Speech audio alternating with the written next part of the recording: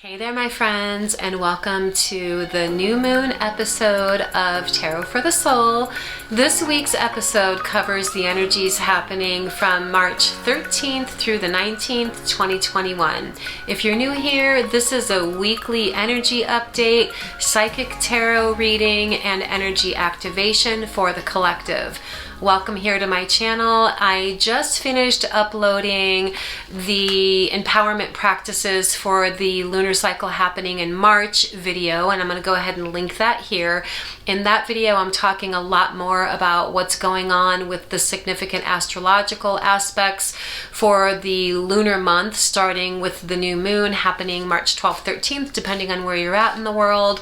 So in this video, I'm going to do a little bit of a recap as to the energy update for this first week of the lunar cycle, and we're going to get into psychic messages, additional messages coming through the tarot cards, and we'll finish with an energy activation. So let's go ahead and get started. This new moon marks the last new moon of winter. So it's new moon, fresh beginnings, but the energies that are happening around this new moon astrologically, with 4 celestial bodies being in the energy of Pisces, is all about clearing, releasing, shedding, and letting go. This is like the last empowerment days of clearing away any old energies that are wanting to be cleared away. And in doing so, what we're doing is creating a vibrant container holding space for that which we're choosing to manifest in moving forward. So the energies this week are supporting us in clearing away the old, preparing for the new. Collectively, that's what's going on. And then, of course, individually, we're all going to have our own unique experience of the energy. So let me just take a moment here and pull some cards, and we're going to look to see what messages are coming through. And I'm going to do a 5-card spread today. Here's 1, 2, 3, 4, and 5. So I'm working with the Radiant Rider-Waite deck today, traditional Rider-Waite deck. And I'm using this 5-card spread that I really like a lot. I use it a lot with my clients. And within the 5 positions, they represent what's going on externally, what's going on internally, any hidden energies for us to be aware of, any cautionary energies, and then the power or the empowerment energies. So I'm going to go ahead and take a look. And the first card that's coming up, which represents environment, what's going on environmentally, is the Lover's card reversed. And as we know, the Lover's card in and of itself represents a fork in the road choice to be made. What am I choosing to dedicate my energies towards? And in the reverse position, it inspires us to shift into latent potential within us. This is a strong message that comes through the Lover's card reversed. It's looking inward. So before we can decide what it is that we choose to dedicate our attention towards, it's best to look within the heart, to look within the soul. Feel for where there's that light of energy and enthusiasm shining from within your heart, and let that be what's inspiring you. So as this is showing up as the environmental energies, this is saying that this week our daily reality is coaxing us in the direction of looking forward. This might look like feeling displeased with certain aspects of your life. It might look like noticing that there's certain aspects of your life that you feel complete with. In some way, shape, or form, all of us individually will be experiencing experiences in our waking reality this first week of the new moon that point us in the direction of looking within, doing a little bit of soul searching and reaching for that inward latent potential that wants to burst forth into life as we're coming into spring. Okay, so this brings us to the inner influences, which is showing up as the Six of Cups reversed. The Six of Cups reversed can speak of feeling displeased emotionally on those sensing feeling levels. It can also indicate like a living in the past or a refusal to move forward.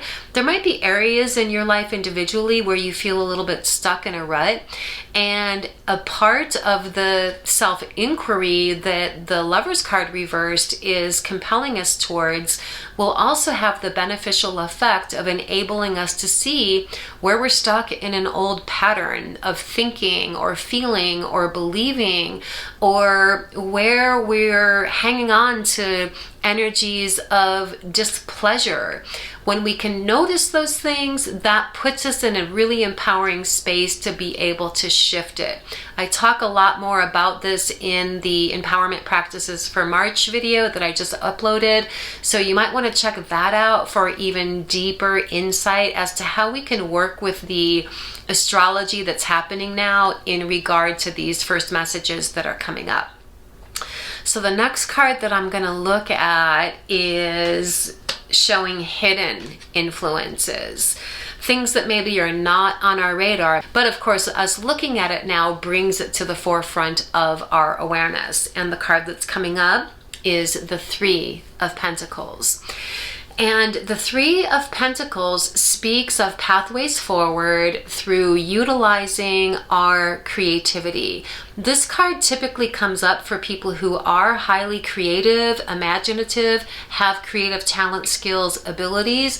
So as a part of this latent potential energy that's coming up, this has the ability to inspire new pathways of activity that are aligned with what you see as being your unique creative talent, skills, abilities. When this card comes up, the message is clear.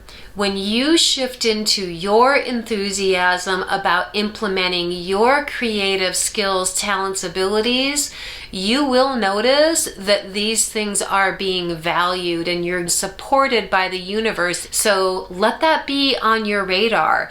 Where do I have latent creative skills, talents, abilities, or talent, skills, abilities creatively that have just been dormant, that I'm feeling inspired to re-energize, reactivate, breathe new life into as I'm moving forward into spring?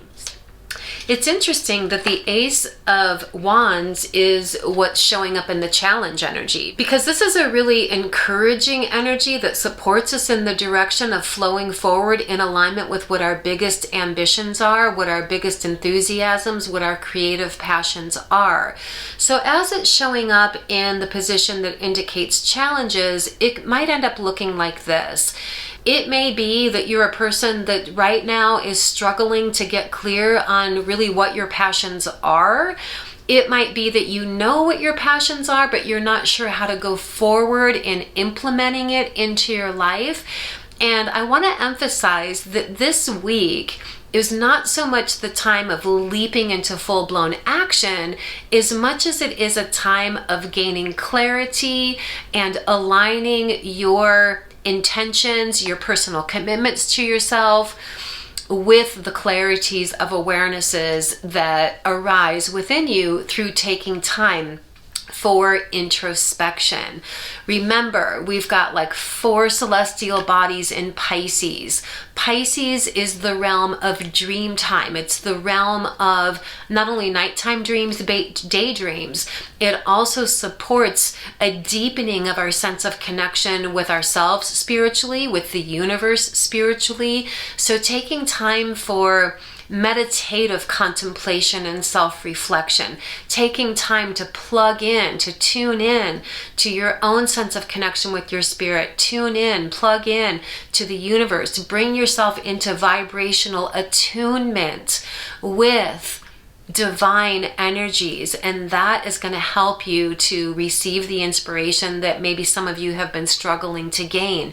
You don't want to rack your brain right now. This isn't about analyzing your way through things. It's about sensing and feeling your way through things. And for those of you who are A-type personalities, it might feel like the long road, or it might feel like a waste of time, but I promise you, if you allow yourself to try it, it's going to prove to be the most efficient way forward for yourselves, not only individually, but collectively. The best things that we can do right now, sensing and feeling our way forward in clear alignment with our higher selves, in clear alignment with spirit, God, universe, cosmic consciousness, quantum field, whatever you call it.